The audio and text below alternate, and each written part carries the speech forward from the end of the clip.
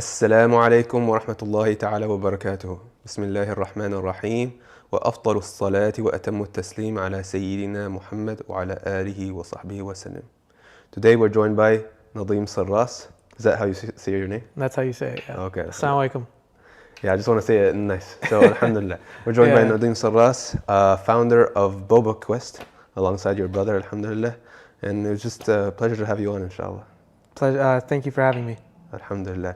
So, when I was doing just the minimal research, it seems like the main company is Boba Quest, but then you have like the studios.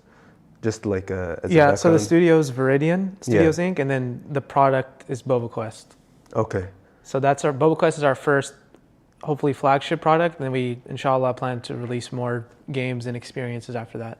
Okay. Yeah. And Viridian, is that like a name out of like Lord of the Rings, or where do you get that?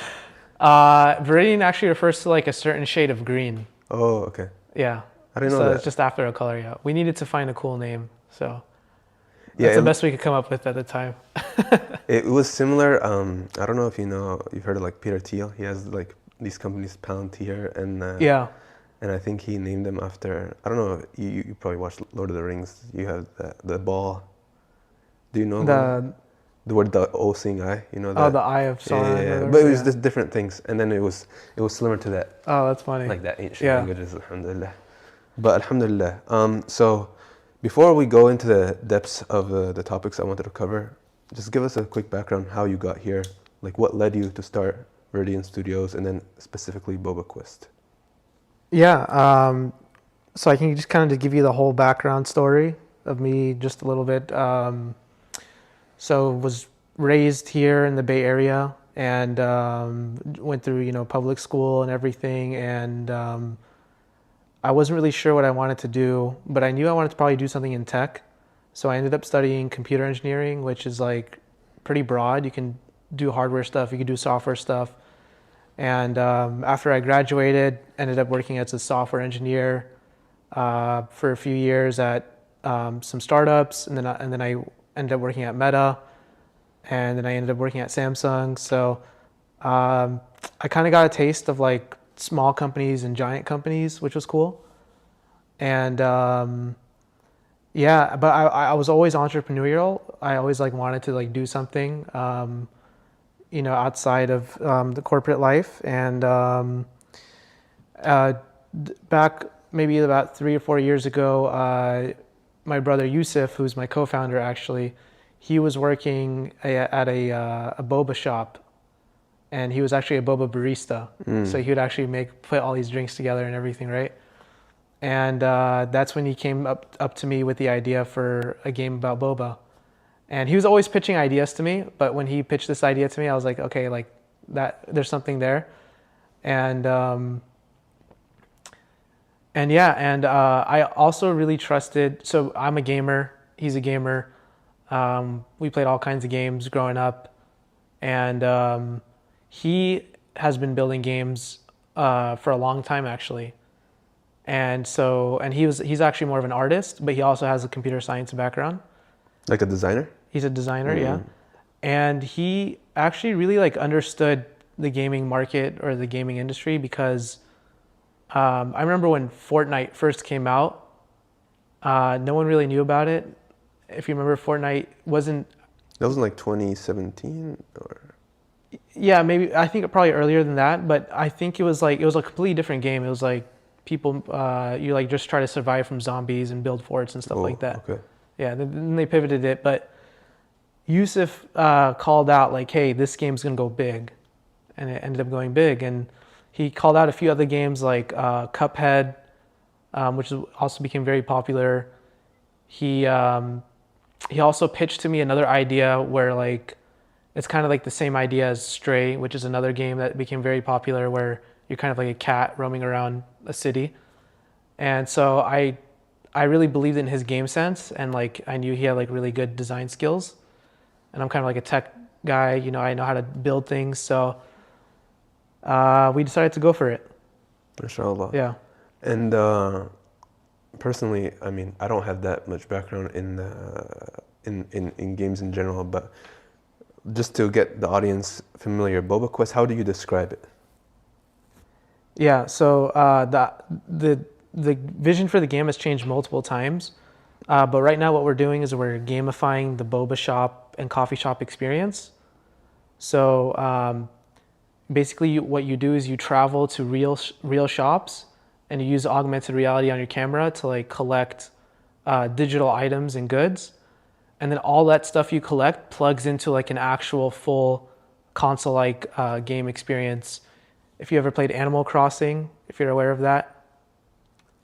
The one like Crossy Road? No, that's completely different. No. But basically, it's like everything you collect kind of plugs back into like a full gaming, like a traditional gaming experience where you run like your own boba shop, and your job is to, or your objective is to basically run the best boba shop like out of everyone in the world. Mm-hmm. And so we kind of merged physical reality and virtual. And so I'm assuming you guys, I think apex on this idea when Boba was popular, and also AR, because I believe both of them, they were like pretty viral maybe like 3 years ago, right? Yeah, so in 2016 is when Pokemon Go came out. I remember that. And that was like the first, I think, major AR real world game, and that was nuts. I mean, people were going out to the parks playing it, and everyone, like from kids to adults, and even when my brother was working as a barista at a boba shop, he'd see people walking in all the time playing Pokemon Go, and but that wasn't actually our original idea. So our original idea was much more simple, and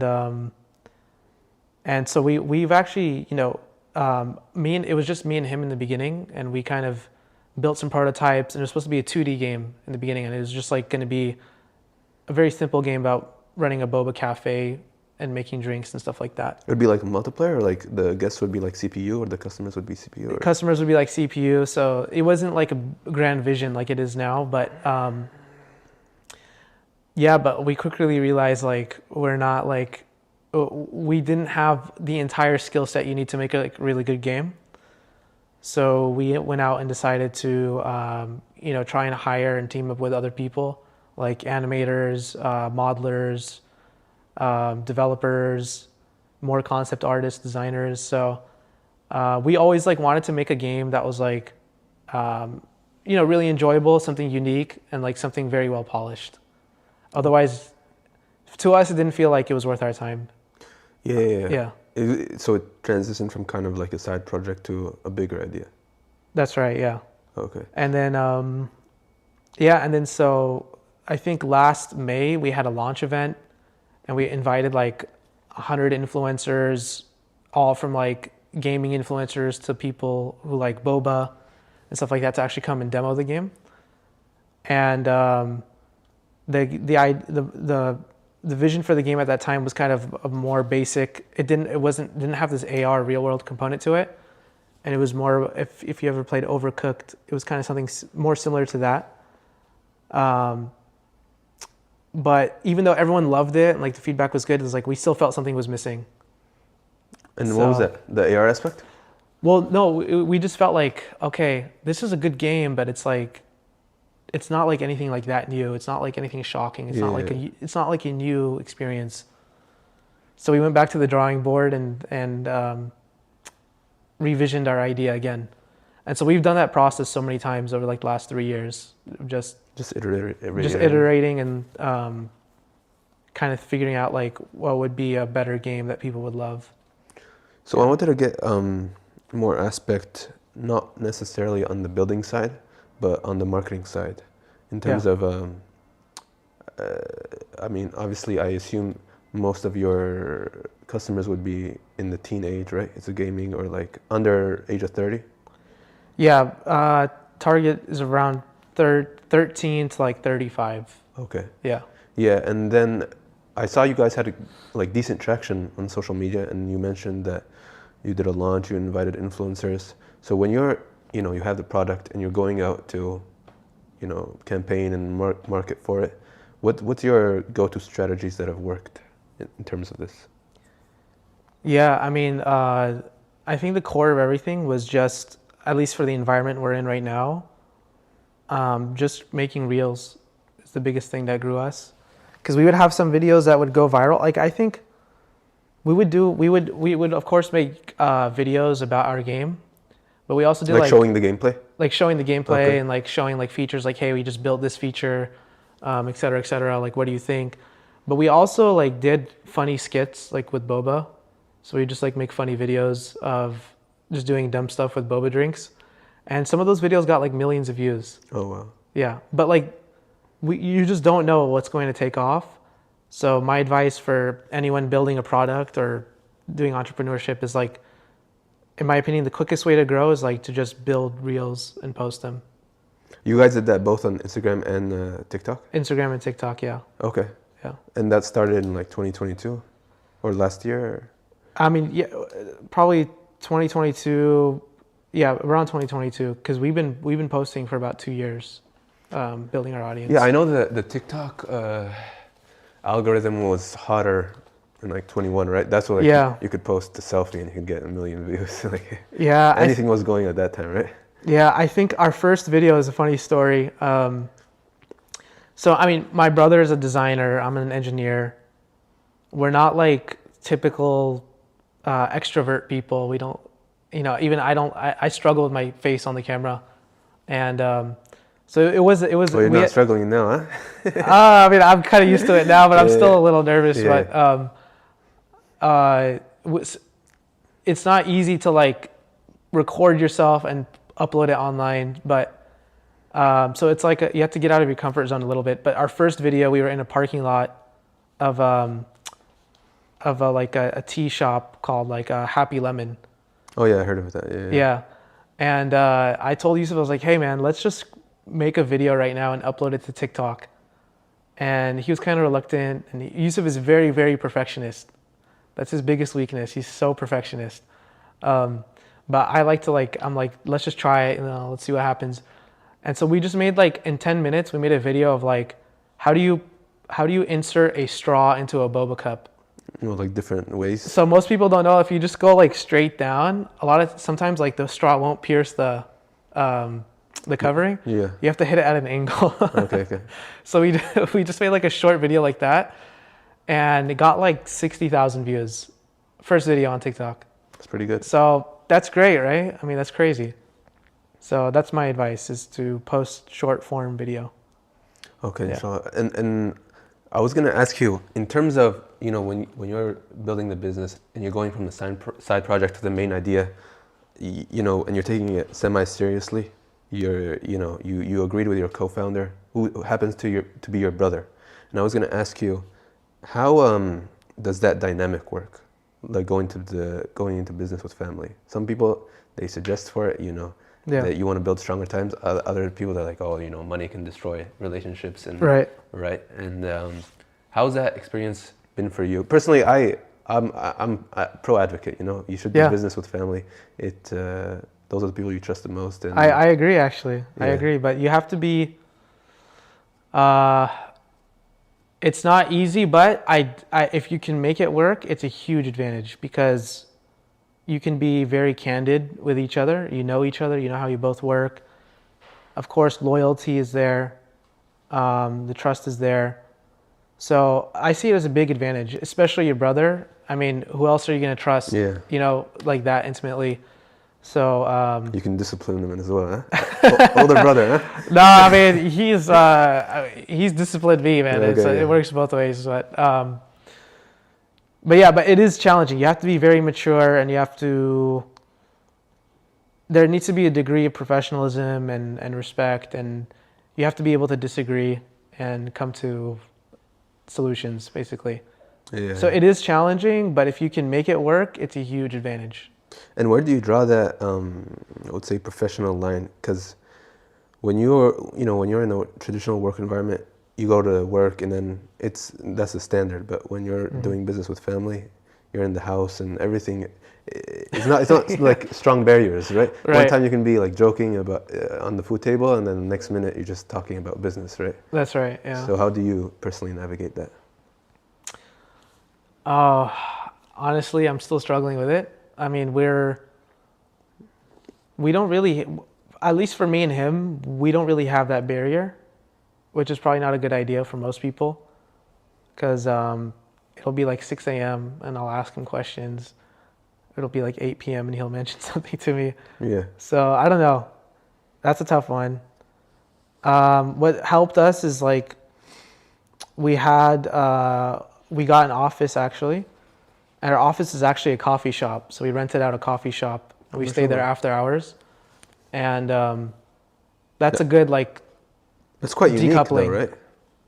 It is. You just hit up the owner and like, can we use it after hours, or how did we that go? We had a good relationship with the owner, and he's actually partnered with us for Boba Quest. So, so part of what we're doing is we're also partnering with lots of boba and coffee shops around the world. I mean, starting here in the Bay Area, but hopefully expand to. And how does that work in terms of bringing the physical aspect of a traditional boba shop into a game online?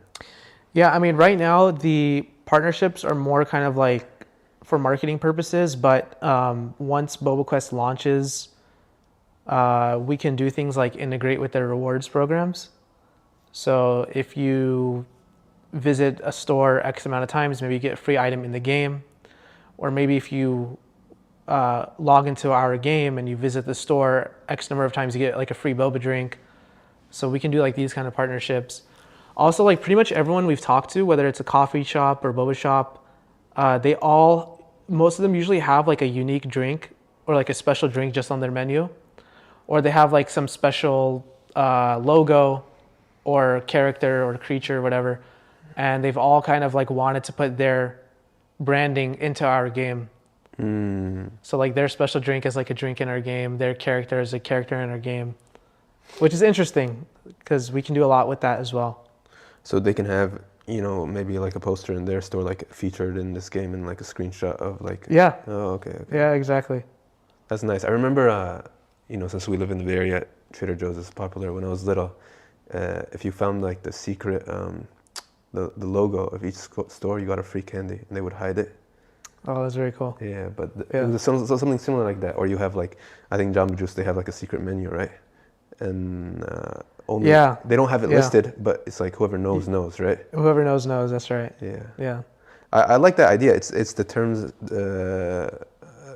concept of exclusivity, and you're applying it where you need to be in a certain sphere, whether online or offline.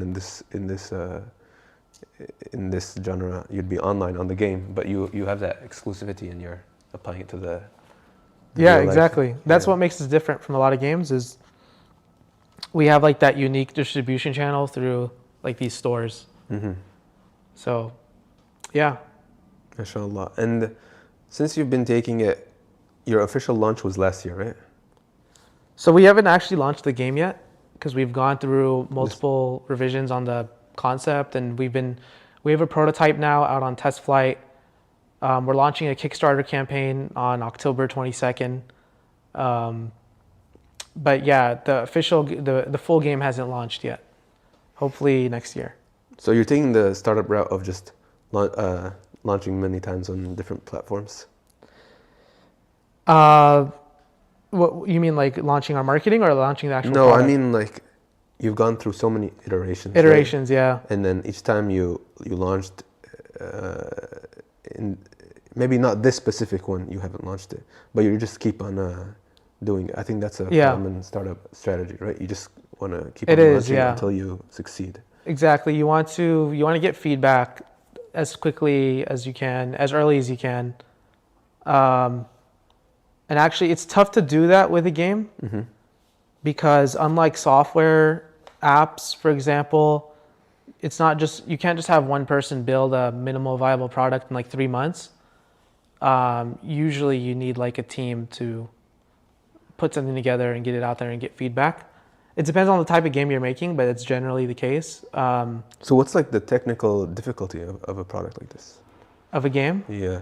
So games are like the hardest thing to make. Online. I mean, just in general, because games require both the art and the tech. And the tech is not just like one programming language. It's a multitude of skills.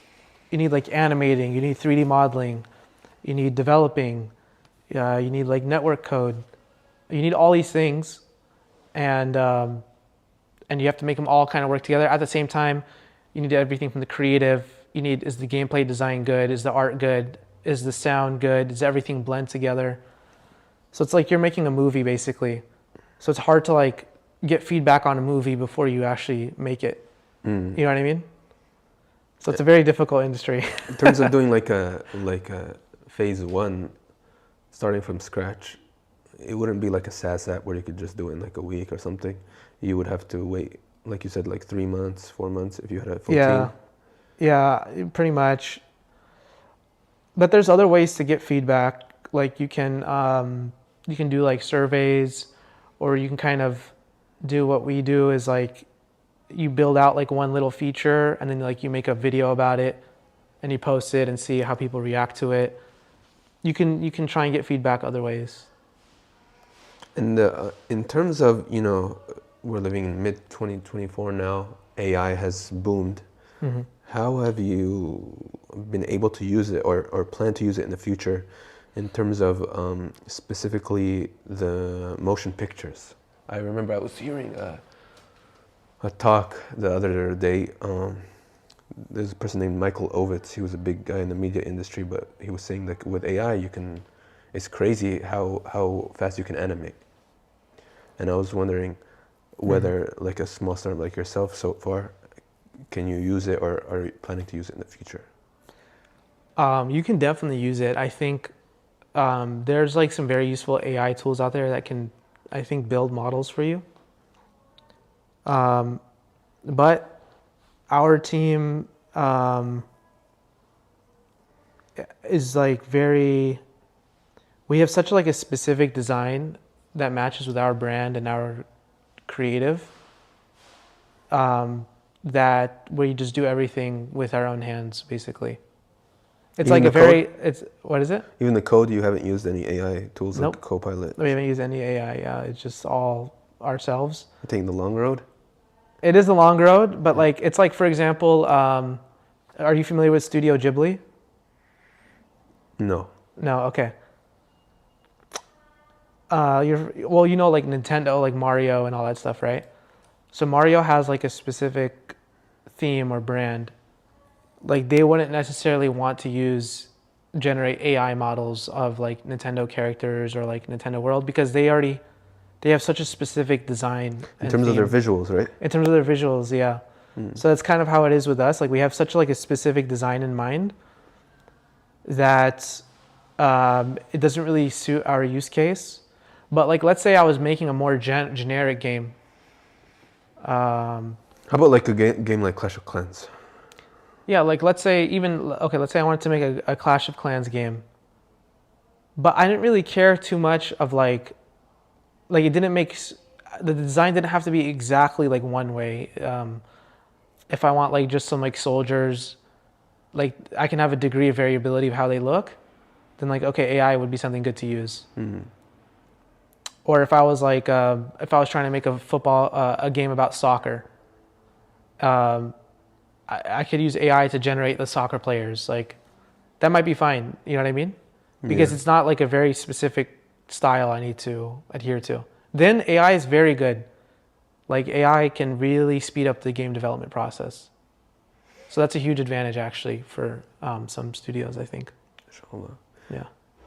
In terms of like the gaming industry in general, I would say I think Blizzard has a big monopoly over a lot of games, right? Yeah, they own various games, yeah. But in terms of, I don't know about monopoly, but they own a lot. They're like the titan in the field, right? Yeah. But in terms of, as a startup and the strategy to grow, how has been your fundraising process or just in general road to profitability and growing at a small stage, and what's the strategy? Yeah. So the question is, how do you plan on approaching, how are we staying alive, basically? Yeah, and also, what's like the pitch to investors? Because many investors may be out of touch with the gaming industry. So how do you plan on articulating the product to them? Mm-hmm. Yeah, I mean,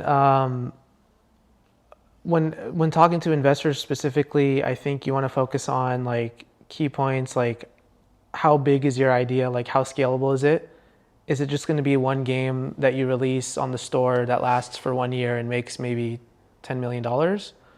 Or is it like a platform or like an ongoing experience that can last 10 years and make hundreds of millions, if not billions of dollars? So I think we're in that second category. And actually, if you talk to like a lot of these VC firms, that's what they look for. They look for platforms or ongoing experiences to invest in versus like one-off games. Because let's say I'm a gaming studio, I launch a game, super successful, but the game dies out in like a year. Now I have to go and launch another game. And I have no, games are highly unpredictable. You really don't know if it's going to work or not. So that's why companies like VCs specifically, they like giant scale. They like platforms or ongoing experience. It's something that's like a big idea. Yeah. I think also that's probably why Fortnite didn't release another game necessarily. They transformed Fortnite into be more of a platform. So now you can do like things in Fortnite, like there's like now you can develop games within Fortnite ecosystem. So there are games within Fortnite now, and you can do things like attend concerts and do all this stuff in Fortnite. So they took their game and they made it like a huge ecosystem. So I think that's the path if you want like big investors on board. And I think you just finished the accelerator with Elif. How was that experience in terms of I think gaining further insight or being around like-minded people? It was great, really. I'm super grateful to have been part of that, and like I remember the first day of the Elif Accelerator. They talked to us like, what is your intention kind of for pursuing this startup? What are you looking to gain out of this? Is it kind of just worldly things, or is it like a higher purpose? So that talk really resonated with me, and it was honestly great to be like in the same environment as like-minded people. I think when you're around like other people and like their energy's up and your energy's up, you're just able to like focus so much more and like lock in more and get stuff done faster. It was great. It was a huge experience for us. Yeah. And we also all like held each other accountable. We got to meet like lots of other founders, learn from them. I'm learning all this from scratch, by the way. So, I mean, I was an engineer before this. I didn't know anything about marketing. I didn't know anything about legal, accounting, business side, raising money, all that. I've learned a lot over like the last 18 months, but it was being in an accelerator for sure is like a very good route to go, especially if it's like your first time doing a startup, because they teach you a lot of like the core principles I think you need. And they give you like a good network of other founders and investors and mentors that can like really help you. One thing I learned is you don't know what you don't know. So like I was an engineer and I wanted to start this gaming company. I quickly realized that I had no idea. I didn't know anything about the gaming industry. I didn't realize how much work this was. I didn't realize all these concepts about how games are unpredictable, how do you stay profitable, how do you monetize effectively, all that. So being around people who can like accelerate that learning process and give you like a path to walk on is like, it's insanely valuable. Otherwise you're like walking in the dark, especially if it's your first time. And when in the first day, so I assume it was Omar who asked you about the intention? Or no, there was another speaker that came in on the first day who kind of gave that talk. Okay. And what was your guys' response to that? I'm interested because in terms of when you look at the gaming industry, it's pretty worldly, right? Yeah. So how do you approach that, the motivation to keep you going? Because if it's purely, they say startups, it's purely monetary or without a greater purpose, then, it's a hard journey. then the founder might quit really easily. So how did you address that philosophical basis? Yeah. So I think one cool thing we're doing is, if you look at a lot of people who game nowadays, they're kind of isolated in their own rooms. They're behind a screen. It's not really in a healthy environment. Mm-hmm. So what we're trying to do is we're trying to get people to be more social. We're trying to get people outside. That's, you know, the whole side of augmented reality, being in the physical world. We want people to connect in the real world. And so, and we're starting with augmented reality now, but we actually have plans to go into mixed reality down the road. We don't think it's there yet. What's the difference? So augmented reality is kind of just like digital stuff overlaid onto physical. So if you have like the Vision Pro or like the Meta Quest? So Vision Pro is like mixed reality. Okay. So you can overlay the digital on top of physical, and you can interact with the digital. Mm-hmm. Like I can bounce like a digital basketball here and it'll bounce off the floor, for example. But like usually for mixed reality, you have those headsets, and in our opinion, we don't think the headsets are ready for mass adoption yet. But I think when the headsets get to the point where like they're like lightweight glasses, like the applications are going to be crazy. Like imagine you walk into a restaurant or a store and like the menu pops up, you know, in front of your face. Or even for gaming, we imagine some kids want to play tag or something, and you have like dinosaurs chasing you. So we can create like really cool gaming experience outside. So actually our mission is to get people to socially connect and play outside with games. That's an interesting approach, because you're basically kind of approaching that technology. It's really hard to be a Luddite, like to be, you know, just break off technology, and it's a necessary component in our lives and in the future. And you know, if we're going to be there, and if kids are going to be on there, they might as well just go outside. That's how you approach it. Yeah, I mean, ideally, right, you don't want your kids spending 18 hours a day gaming.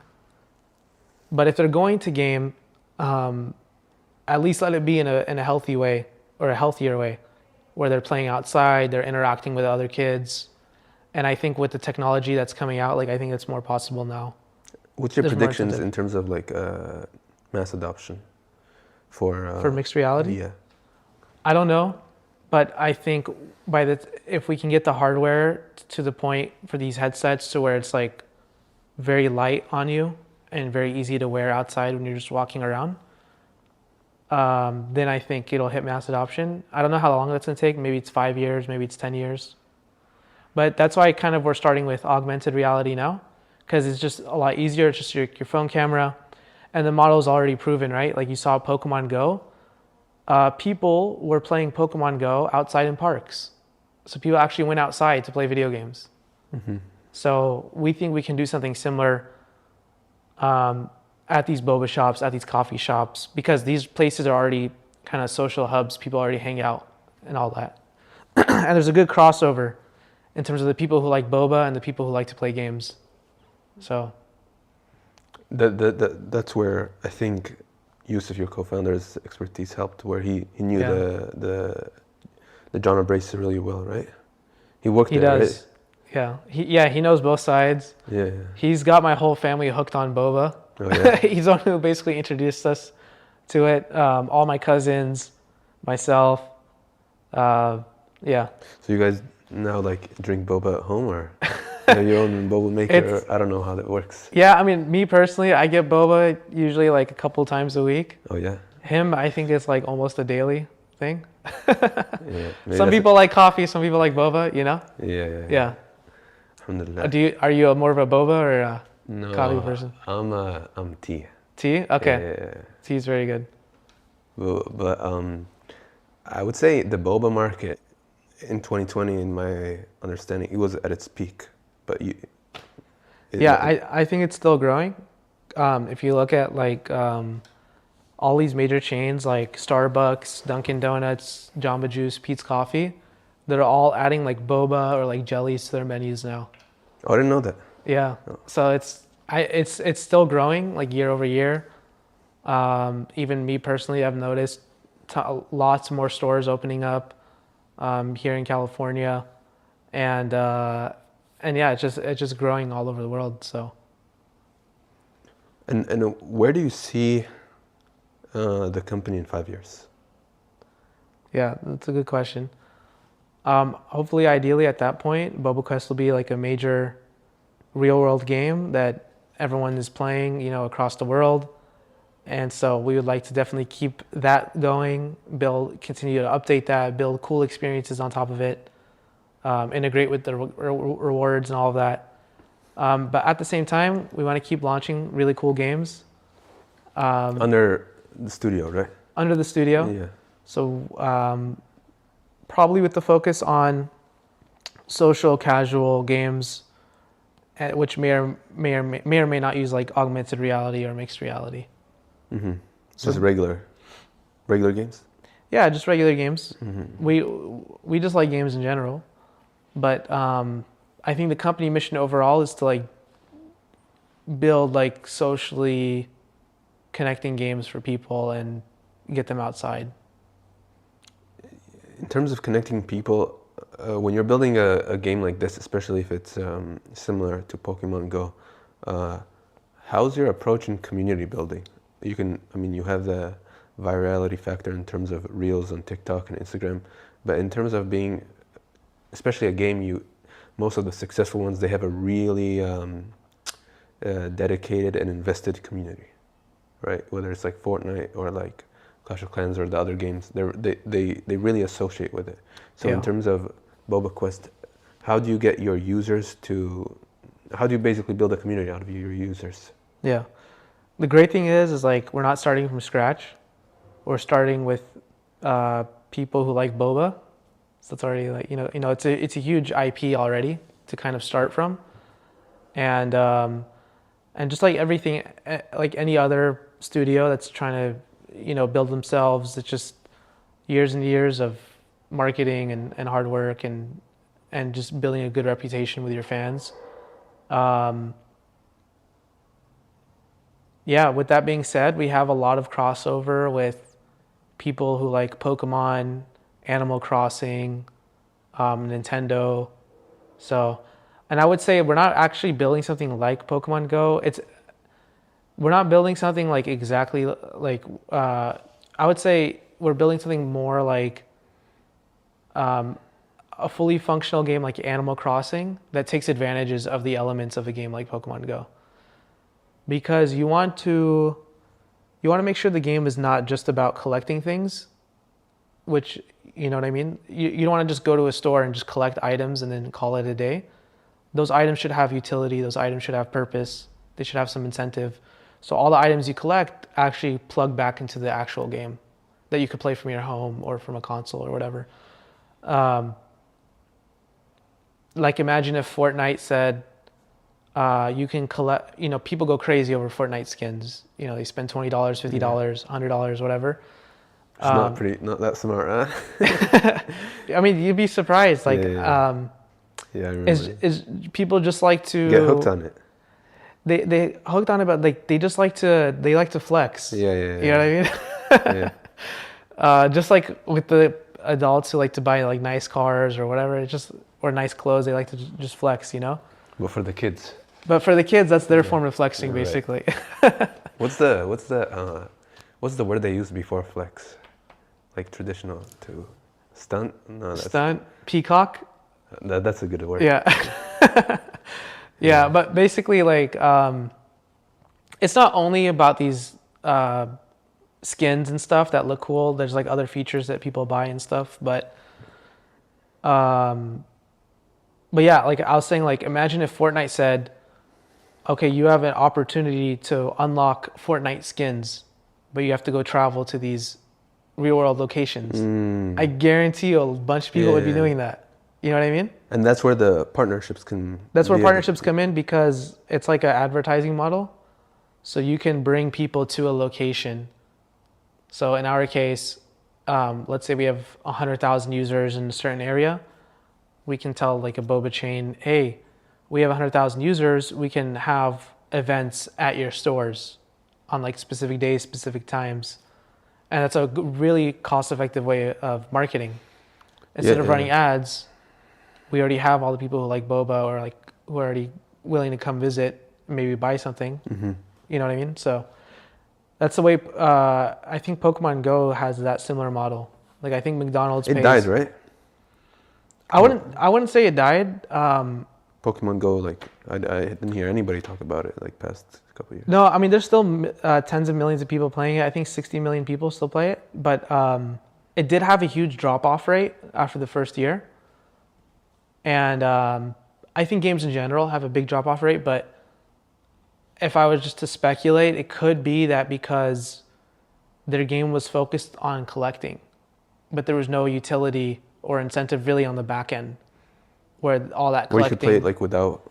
Yeah, where you could play it without collecting or without, like I know you could do battles and stuff like that, but in my opinion, it wasn't like a full gaming experience.